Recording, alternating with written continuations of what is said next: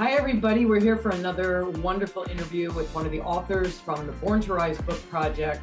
And it's a woman that I met years ago that I'm reconnecting with, and her name is Kelly West. Hi, Kelly. How are you today? Hi, Kim. How are you? I am doing really, really well and really excited for this. Thank you for having me. Yeah, I was so excited to know that you were on board. And I know you had a little bit of a journey even getting on board and all those kinds of things, which we'll certainly talk about. Um, but just tell us a little bit about yourself. Like who are you? So I am, it's always a challenge to talk about yourself, right? Like what pieces should I share with everyone? But for me, I basically have two different careers. My primary career is working for Beacon Mutual Insurance in the IS department as a business analyst. And then my fun job is being a certified fitness instructor. So I teach spin classes. I've been teaching for 16 years now. And just recently, over the last 4 years, I've added yoga classes as well to my list of fitness classes, which I absolutely love. So I also love just travel. Like pre-pandemic, I had started to really do a lot of traveling and really enjoying, especially going to Europe. And my last big trip was going to India, Rishikesh, India, on a yoga retreat, which is absolutely an unbelievable experience. I'm so grateful that I got to experience that before the world shut down essentially for a couple of years. Um, so yeah, that's basically me in a nutshell, the highlights anyway. Yeah, well, I love a couple things out of that. One, that you are also a pretty courageous woman to travel to India and do a big retreat like that. And I know that yoga has really transformed your life. I mean, going from an insurance type mind, which is, I mean, I'm not going to label it. My husband does insurance too. It's a very beautiful service that you can offer people because it's a tricky field for a lot of people to navigate. And so you've got to be a giving person in a lot of ways and patient because we have a lot of questions, we people who know nothing about insurance. But being really into the yoga practice. So tell us a little bit about that journey and why you chose to go in that direction, because I think it goes along with this line of what does it mean for you to rise? What is, if you're born to rise, what does rising mean? Absolutely. So my journey began when in 2015, I suddenly lost my mother at the end of 2015. And then 3 weeks after that, I lost my husband. So my mother was had her health had been ailing for about 8 years, but she was certainly not in any position to think that we were going to lose her anytime soon. Unfortunately, we did. And the journey that I was on with my husband was he had brain cancer. So we essentially knew that his time with us was going to be limited. We didn't think that these two events would happen so closely to each other. But as you can imagine, the grief of dealing with just those two very big losses in such a short time frame really was what led me to my journey to discover my yoga practice and what it could do for me. So shortly after my mother and my husband passed, I started going to my local yoga studio and started exploring yoga. And I really found that I had done yoga my entire life, but I had never really dug in like I did after my mother and my husband had passed. And I found that dealing and digging into my yoga practice and really turning the lens inside and doing really a lot of self discovery. How am I going to deal with my everyday life now that the two people that are closest to me are no longer with me? And to try to deal with all of the feelings and all of the emotions around that, I really found that yoga was healing for me. And some of my favorite yoga instructors were really who I turned to. And little did they know, actually, right? Because I'm just a participant in their yoga classes, but really some of their healing energy within their classes really affected me in such a positive way. So then it led me to start to find my own path and learn more about yoga by taking the yoga teacher training class. So I went through that, not with the intention of necessarily going forward and teaching, but just really learning more about the practice and the philosophies of yoga. And By the time I finished the end of the class, I knew that this information was so powerful and so good that there was no way that I could not go on and share this with other people. It helped me to heal my grief, to work through my grief, to work through my anger and all of the emotions that come with that. And by the time I finished the program, I said, there's no way I'm not helping others deal with not only grief, but anything else that you're dealing with in your own life that requires kind of just everything to stop and begin to think about how are you going to go from this point on? And yoga was really that for me. So that's really kind of my journey to start getting into more yoga. And now that I've been teaching for about 4 years, my real piece of golden nugget is when I can do the same thing that those yoga instructors did for me and teach people who maybe haven't had any exposure to yoga to understand the goodness and the peace and the calm that yoga can offer. When I see other people coming out of classes and giving me feedback about how they've experienced the things that they're going through and helping them, that's really the golden nugget for me is I can take what I've learned and pass it on. And if I can help others, that's really my goal. That's really rising. Yeah.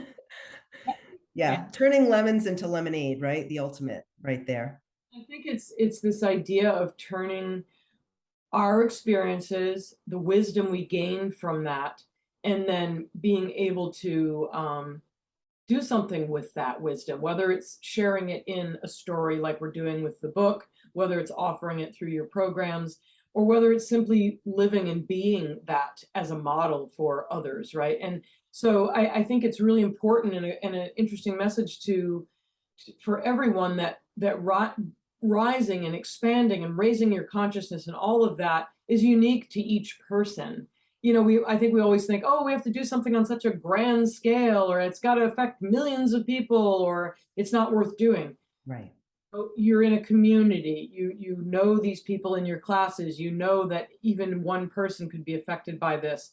That to me is the biggest gift, that can happen, is to just start, right? Start that offering. So I love hearing that. And I've also done yoga for years and meditation, all that, and I know that it moves things, right? It moves things in your body. It moved your grief. Mhm.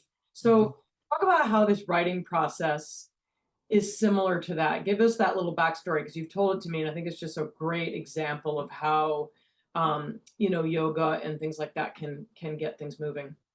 Absolutely.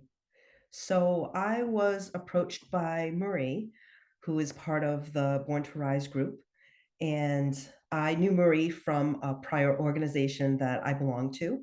And she approached me with the idea. She says, hey, I know your story, and I think you would be a great contributor to this anthology. And she put in an email a little bit about it. And at the very end, she put her telephone number and said, if you're interested to learn more, give me a call and we can talk about it. So my particular process for going through like big things, because I consider that to be a big deal, is I put it out of my head. And if it automatically starts to come back up and comes back into my train of thought, to me, that is an indication that I can't forget about it. And it's something that I should do. So I picked up the phone and I called Marie, and Marie told me all the details about it and got me even more excited than I was already excited. I was actually very anxious, but excited at the same time. And she said, okay, I'm going to send you the contract. You can look it over, no pressure. Don't worry about it if you're not interested, if it's not the right time. And she sent me the contract. This was on a Friday. And she says, I'll give you the weekend. She says, let me know, reach out by Monday and let me know what you think. Either way, not a big deal. And I don't know, Kim, I couldn't put it out of my head the whole weekend. I was not only anxious, but excited and nervous. And I felt like this is one of my opportunities that I needed to take to step outside of my comfort zone. And not only that, but reach out to be able to tell my story and allow other people to find some benefit in that. Again, like you mentioned, even if I touch one person, maybe one person who has a similar situation to mine and has reservations on how they could move through their grief or whatever they're dealing with, that's, that's really what I'm going for here, just sharing my story with everybody else. So needless to say, that Monday I called Marie and I said, I'm in. So that's how I ended up in Born to Rise. It's so interesting because, I think there's something about opening ourselves up through different modalities. Yours happens to be yoga, and there is a certain sense of knowing, like you kind of, it's like out there and you feel it. And some people will be like jumpers. They're like, yes, I know it right away. And then for others, it might be like, oh, that seems cool. And then you wait for the next poke and the next poke.